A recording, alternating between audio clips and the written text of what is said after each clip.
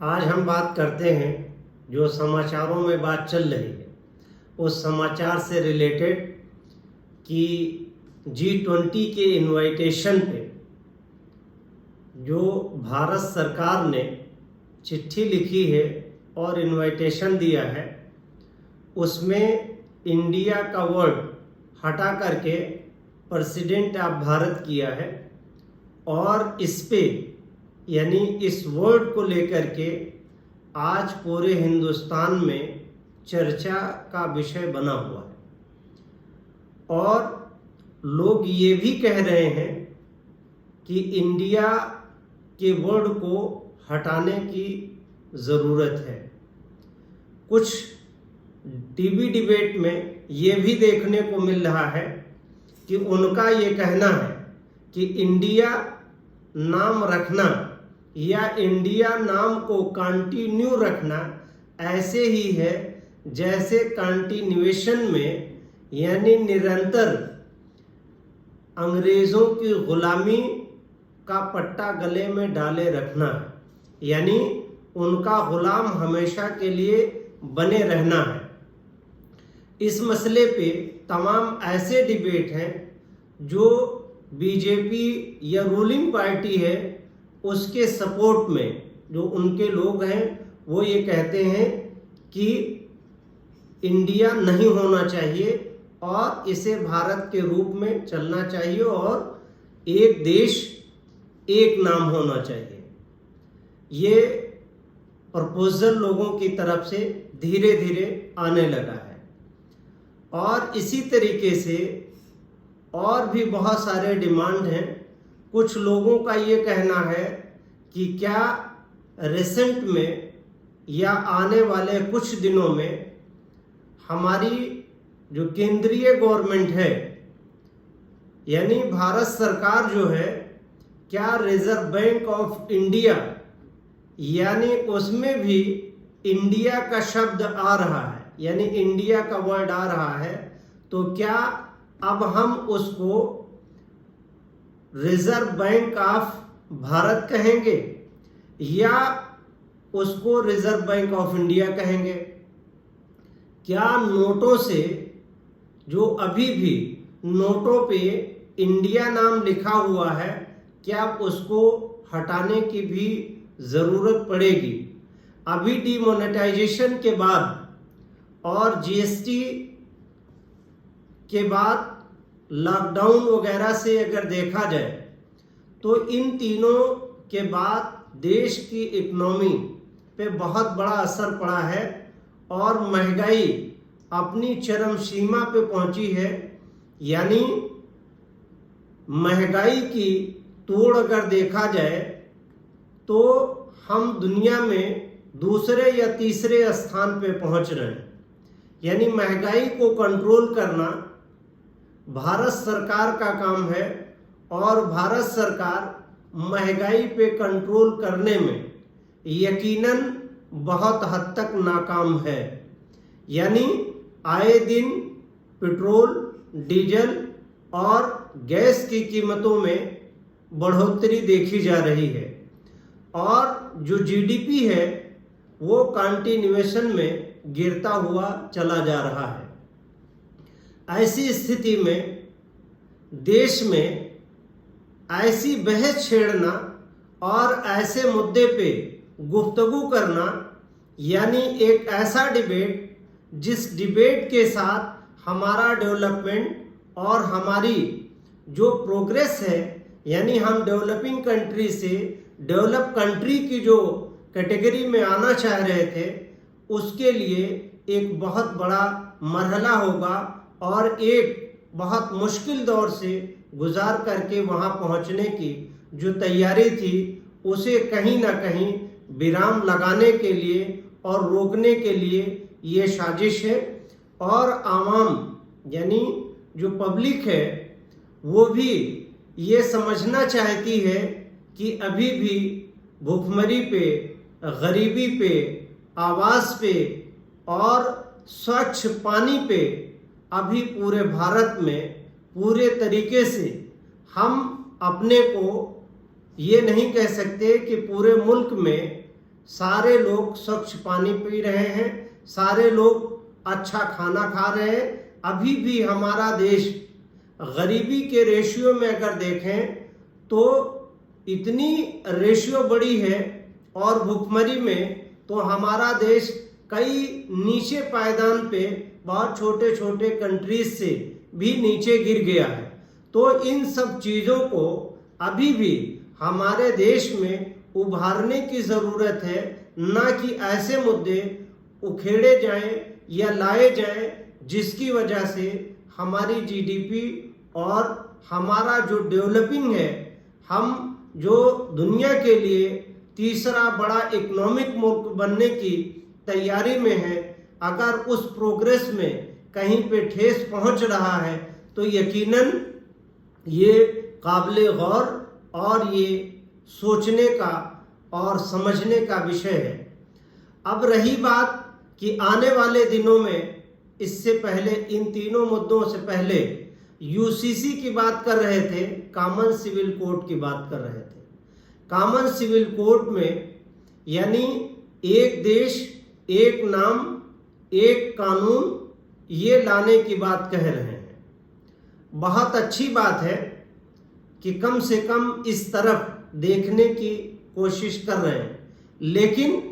ये एक इतना डिबेटेबल मुद्दा है जो बरसों चलने के बाद ख़त्म होने वाला नहीं है। जैसे हम कल एक ये भी डिबेट करेंगे कि क्या पूरे मुल्क में और यानी पूरे हिंदुस्तान में एक मुल्क एक ज़बान, अब अगर एक ज़बान की बात करने लगेंगे, एक लैंग्वेज की बात करने लगेंगे, फिर इस मसले पे हम कैसे पूरे स्टेट को इकट्ठा करेंगे, यानी जो इंडिया में स्टेट हैं और हर स्टेट की कहीं ना कहीं ज़बान अलग है, उनका तर्जमान अलग है, और उसके बाद में उनके लिखने की और पढ़ने की शैली अलग है। पंजाब में पंजाबी बोलते हैं, तमिल में तमिल बोलते हैं, आसाम में आसामी है, उड़ीसा में उड़िया है, केरला में केरलाई है, बंगाल में बंगाली है, और उत्तर प्रदेश में हर 20 किलोमीटर के आगे और पीछे जाकर के अगर देखें तो इलाकाई लेवल पे भाषा बदल जा रहा है। तो ऐसे मसले पे कि जिस कॉन्स्टिट्यूशन ने 28 से 32 ज़बानों को साइमल्टेनियसली स्टेट का या उसमें में से कुछ नेशनल का दर्जा दे रखा था, अब ऐसे मामले पे अगर हम ये डिबेट करना शुरू करेंगे कि one nation one law, one nation one election, अब मसला ये है कि मान लीजिए कहीं पे कोई सरकार बन गई, यानी एक इलेक्शन हो गया और सरकार बन गई, और कुछ दिनों के बाद जैसे जोड़ तोड़ की सरकार है अगर वो गिर जाती है, तो क्या इलेक्शन बीच में होगा या नहीं होगा, इस मसले को कैसे तय करेंगे। अच्छा, हिंदुस्तान में कमोबेश 18 से अधिक रिलीजन है। अब इस रिलीजन को यूसीसी के थ्रू कैसे गवर्न करेंगे, यानी वन नेशन वन लॉ कैसे गवर्न करेंगे। अभी बहुत सारे मसले पे हिंदुस्तान में डिबेट करने की ज़रूरत है। हम 75 साल से ज़्यादा आज़ाद हुए हो गए हैं, और आज भी हम गांव देहात इलाकों में देखते हैं तो वहाँ पे बहुत सारी जगहों पे पानी की प्रॉब्लम है, सड़क की प्रॉब्लम है, लाइट की प्रॉब्लम है, दवा इलाज और हॉस्पिटलिटी की बहुत ज़्यादा प्रॉब्लम है। अभी परसों की न्यूज़ थी कि एक आदमी गांव का रहने वाला था और वो नेशनल न्यूज़ चैनल पे भी चला कि उसको कुत्ते ने काट लिया और वो दर इलाज के लिए भटकता रहा, किसी गवर्नमेंट हॉस्पिटल ने एडमिट नहीं किया और गरीबी की वजह से सरकारी हॉस्पिटल में एडमिट नहीं हो पाया, प्राइवेट हॉस्पिटल में गरीबी की वजह से एडमिट नहीं हो पाया, और उसकी तस्वीर अपने मरे हुए बेटे के साथ मीडिया ने उसको शेयर किया। तो आज हमें किस चीज़ की ज़रूरत है उस चीज पे चर्चा करने के बजाय हम देश में जगहों का नाम बदल रहे हैं, देश में विवादास्पद चीजें खड़ी कर रहे हैं और एक एक विवाद को हम ढूंढ ढूंढ कर करके ला करके उसको चाहे कोर्ट के माध्यम से, चाहे एक्ट के माध्यम से, चाहे वो पार्लियामेंट में अमेंडमेंट और अध्यादेश या बिल के नाम से ला करके हम पीस, हारमोनी और जो कौमी एकजुहती मोहब्बत है लोगों के बीच में, उसको डिस्टर्ब करने की कहीं ना कहीं कोशिश कर रहे हैं। सिर्फ इसके पीछे वोट बैंक रीजन है और वोट बैंक के अतिरिक्त और कोई नई बात इसमें नहीं है। अभी अगर देखें तो हम 75 सालों में ना तो हम बैकवर्ड को फॉरवर्ड में ला पाए और ना SC ST की मुश्किलों को और परेशानियों को कम कर सके। अभी भी जिस दशा में ये कम्युनिटी रहती है या जो बैकवर्ड कम्युनिटी है, उस कम्युनिटी की जो स्थिति है वो बहुत दयनीय है। सचर कमेटी की रिपोर्ट पूरे हिंदुस्तान में मुसलमानों को ये बताई कि मुसलमान जो है वो दलित से बदतर हो गया है। उसकी स्थिति यानी इकोनॉमिकल कंडीशन के आधार पे दलितों से भी ज़्यादा कमज़ोर हो गई है। तो ऐसी स्थिति में जहाँ पे हमारे प्रधानमंत्री का ये कहना था कि सबका साथ, सबका विकास और सबका विश्वास, तो मुझे लगता है कि अभी ये नारा बीजेपी का और हमारे प्रधानमंत्री का नारा ही रह गया है और ज़मीनी हकीकत पे अभी इस पे कोई काम सही ढंग से नहीं हो पाया है। आज हमारे पास बहुत सारे मुद्दे हैं जिस पे डिबेट करने की ज़रूरत है और अभी मुल्क हमारा जिस हिसाब से करप्शन से डूब रहा है, किसी थाना तहसील में जो मैंडेट प्रोविज़न है एक्ट में कि डिमार्केशन होना है 20 दिन में, 1 महीने में डिसाइड होना है, पार्टीशन है वो 90 डेज से 180 दिन में डिसाइड होना है और सिविल सूट है उसमें कोई इंट्रीम ऑर्डर पास होना है तो हाई कोर्ट और सुप्रीम कोर्ट के गाइडलाइन के तहत उसको 6 मंथ में डिसाइड होना है। और यही नहीं,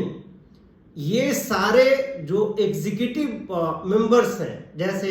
तहसील लेखपाल, कानून गो, तहसीलदार, SDM, DM, commissioner, board of revenue या सेक्रेटरी जो है, सेक्रेटरीज ऑफ रेवेन्यू जो शासन के होते हैं, आज भी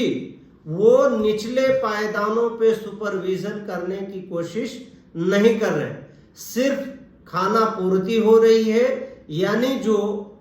म्यूटेशन की एप्लीकेशन है जिसे हम नामांतरण और दाखिल खारिज की आवेदन कहते हैं, ये आवेदन एप्लीकेशन 20 साल से तहसीलों में पेंडिंग है। बहुत सारे मुकदमों में डायरेक्शन हाई कोर्ट से हमने कई जिलों के लिए करा करके दिए हैं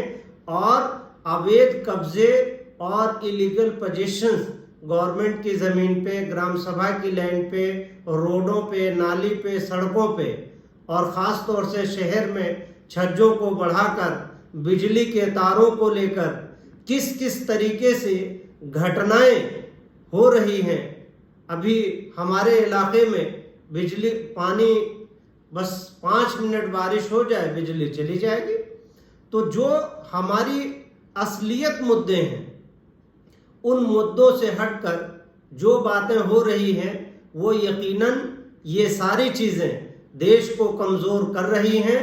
और देश